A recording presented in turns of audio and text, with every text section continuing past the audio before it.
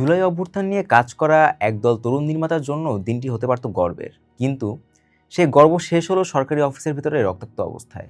ঘটনাটি চলচ্চিত্র ও প্রকাশনা অধিদপ্তর বা ডিএফপির অভ্যুত্থানের বীরত্বগাথা নিয়ে তৈরি ডকুমেন্টারির বকেয়া বিল নিতে গিয়েছিলেন একদল সাহসী নির্মাতা, কিন্তু দিন শেষে পাওনার বদলে তাদের কপালে জুটল মায়ের আর অপমান।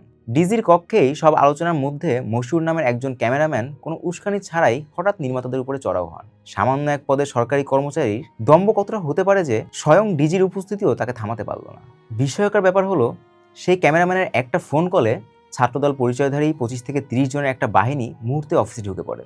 এরপর ভবনের গেট আটকে দিয়ে ডিজির সামনে শুরু হয় নির্মাতাদের উপরে হামলা।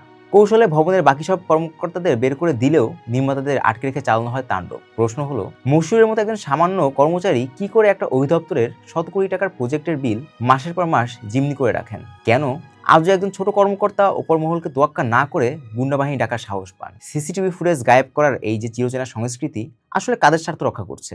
আমরা তো ভেবেছিলাম আগস্টের পরে দৃশ্যপট বদলাবে। দুর্নীতির যে বটবৃক্ষ গত 16 বছরে আওয়ামী লীগ ডালাপালা মেলেছিল তার শেকড় আজও ছিঁড়ে ফেলা সম্ভব হয়নি। ছোট চেয়ারে বসা অথচ অসীম ক্ষমতার অধিকারী এই কর্মকর্তারা যেন প্রতিটি সরকারেই অপরাজেয়। সাধারণ মানুষ এখন বাড়তি খরচ আর সরকারি অফিসের ভোগান্তিকে স্বাভাবিক মানতে শুরু করেছে। এই স্বাভাবিক হওয়ার প্রবণতা আমাদের ধ্বংস করছে।